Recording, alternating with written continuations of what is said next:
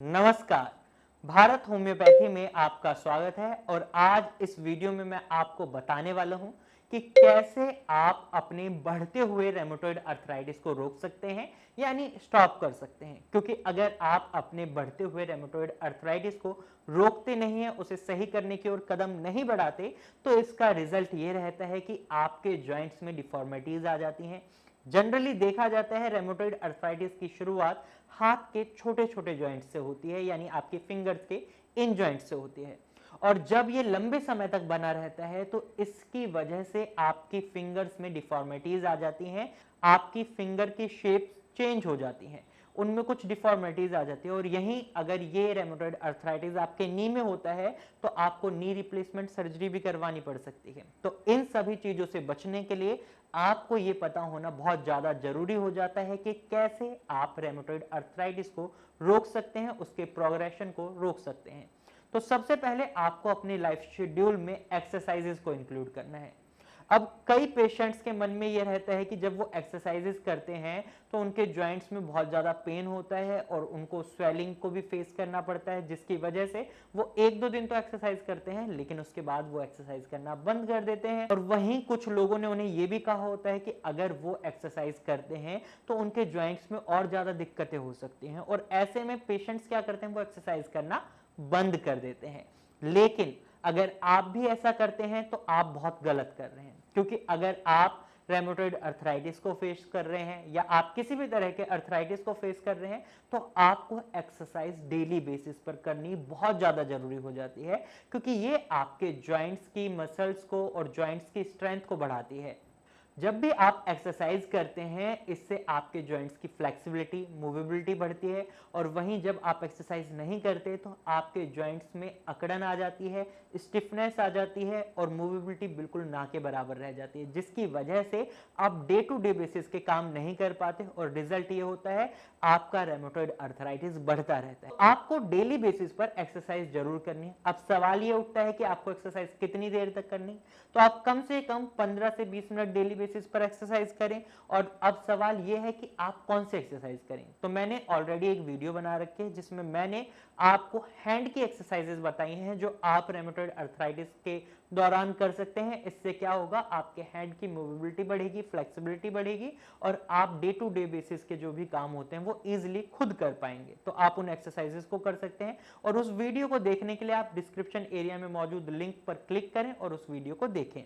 अब दूसरी चीज जो आपको अपने लाइफ शेड्यूल में इंक्लूड करनी है वो है आपको अपने लाइफ शेड्यूल में मसाज को इंक्लूड करना है। अब मसाज की बात आती है तो आप मसाज कैसे करें, तो मैं आपको आपके फिंगर्स के जॉइंट से बता देता हूं कि आप किस तरीके से मसाज करें। आपको अपने हाथ को इस तरीके से रखना है और अपवर्ड मसाज करनी है इस तरीके से। इसको भी आपको कम से कम 10 से 15 मिनट तक के लिए करना है। इससे क्या होगा, आपका ब्लड फ्लो अच्छा बना रहेगा और आपकी जो मसल्स अकड़ गई हैं, जिनमें स्टिफनेस आ गई है, वो धीरे धीरे मूवेबल सिचुएशन में आ जाएंगे और उनमें स्ट्रेंथ आएगी, जिसकी मदद से आप डेली बेसिस के काम इजीली कर पाएंगे। अब ऑयल की बात कर लेते हैं। जब आप मसाज करें तो आप किन ऑयल की मदद से मसाज कर सकते हैं, तो इसके लिए आप olive oil, mustard oil, almond oil और कोकोनट ऑयल की मदद से मसाज कर सकते हैं। ये आपके जॉइंट्स में आई हुई इन्फ्लेमेशन को कम करने में मदद करते हैं और साथ ही आपके जॉइंट्स को स्ट्रेंथ प्रोवाइड करते हैं। तो आप इन ऑयल्स की मदद से मसाज कर सकते हैं। तीसरी चीज जो आपको करनी है वो है आपको आपकी डाइट में प्रोबायोटिक्स को इंक्लूड करना है। प्रोबायोटिक्स में एक ऐसा अच्छा बैक्टीरिया पाया जाता है जो आपकी बॉडी को एक्टिव रखता है, हेल्दी रखता है। अब ये प्रोबायोटिक्स की बात करें तो आप प्रोबायोटिक्स दही में ले सकते हैं, आप योगर्ट ले सकते हैं, आप पनीर ले सकते हैं। जैसे फ्रेगमेंटेड फूड होते हैं उनमें भी प्रोबायोटिक्स की अमाउंट अच्छी होती है, जैसे आपका डोसा, ढोकला, इडली है। अब दही की बात करें तो दही एक ऐसा फूड आइटम है जिसे आयुर्वेदिक ट्रीटमेंट में डॉक्टर्स मना करते हैं रेमेटॉइड अर्थराइटिस के पेशेंट को, क्योंकि उनको लगता है इसकी वजह से उनके जोड़ों में दर्द बढ़ सकता है। तो ऐसे में दही को मना करा जाता है। लेकिन वहीं होम्योपैथी ट्रीटमेंट में आप दही ले सकते हैं, लेकिन बहुत ही लिमिटेड अमाउंट में। इसके लिए भी आपको अपने डॉक्टर से एक बार कंसल्ट करना बहुत जरूरी हो जाता है, क्योंकि पर्सन टू पर्सन और patient to patient situation vary करती है। हो सकता है आपकी कंडीशन अभी इतनी ज्यादा खराब ना हो, लेकिन कई रेमेटॉइड अर्थराइटिस के पेशेंट्स की कंडीशन बहुत ज्यादा खराब होती है, जिनमें बहुत ज्यादा स्वेलिंग देखने को मिलती है उनके जॉइंट्स में, उनकी मूवेबिलिटी बहुत ज्यादा कम हो जाती है, जिसकी वजह से अगर वो कोई भी चीज अपनी डाइट में एक्स्ट्रा खा लेते हैं तो उन्हें और ज्यादा दिक्कतों का सामना करना पड़ता है, तो उनको दही मना करी जाती है। तो इसलिए अगर आप दही को अपनी डाइट में इंक्लूड करना चाहते हैं तो इसके लिए एक बार अपने डॉक्टर से जरूर कंसल्ट करें। और हमेशा एक बात का खास ध्यान रखना है, कोई भी चीज आपको एक्सेस अमाउंट में नहीं खानी, आपको सभी चीजें लिमिटेड अमाउंट में खानी है। अब डाइट की बात हो रही है तो आपको आपकी डाइट में कुछ चीजों का और खास ध्यान रखना है। आपको प्रोसेस्ड फूड, जंक फूड, इन सभी चीजों को अवॉइड करना है। आपको बहुत ज्यादा मीठा नहीं खाना है और साथ ही आपको कोई भी ऐसी चीज नहीं खानी है जिससे आपके जॉइंट्स में सूजन आ जाए या इन्फ्लेमेशन आ जाए या पेन हो जाए, क्योंकि ये पेशेंट टू पेशेंट वेरी करता है। हो सकता है किसी को दूध से एलर्जी हो सकता है किसी को दही से एलर्जी हो। ये आपको खुद पता करना है कि आपको किस चीज से एलर्जी है। वहीं आपको शराब का सेवन बिल्कुल नहीं करना है। चौथी चीज जो आपको करनी है वो है आप हॉट पैड और कोल्ड पैड थेरेपी का इस्तेमाल कर सकते हैं। अब हॉट पैड और कोल्ड पैड थेरेपी आपके जॉइंट्स को रिलीफ तो देती ही है, साथ ही आपके जो रेमेटॉइड अर्थराइटिस की प्रोग्रेशन है उसको रोकती है। अब सवाल यह है कि आप हॉट पैड थेरेपी कब करें और कोल्ड पैड थेरेपी कब करें।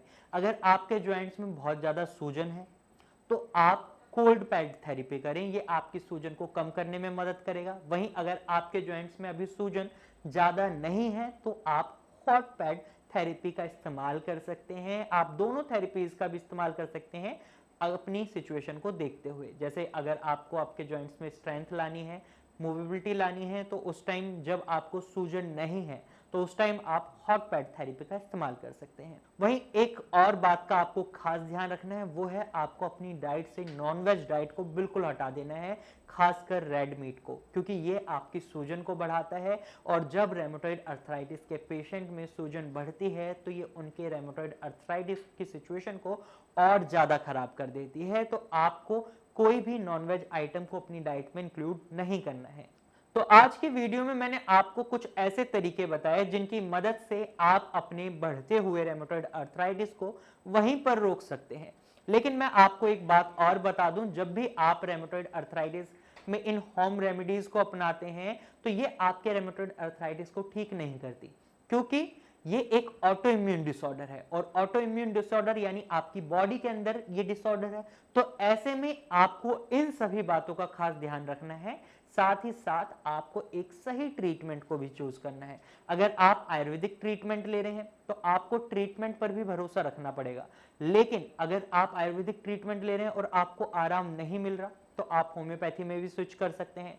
और होम्योपैथिक ट्रीटमेंट लेने के लिए आप नीचे दिए गए नंबर पर कॉल कर सकते हैं और भारत होम्योपैथी की डॉक्टर की टीम से बात कर सकते हैं, उनसे कंसल्टेशन ले सकते हैं।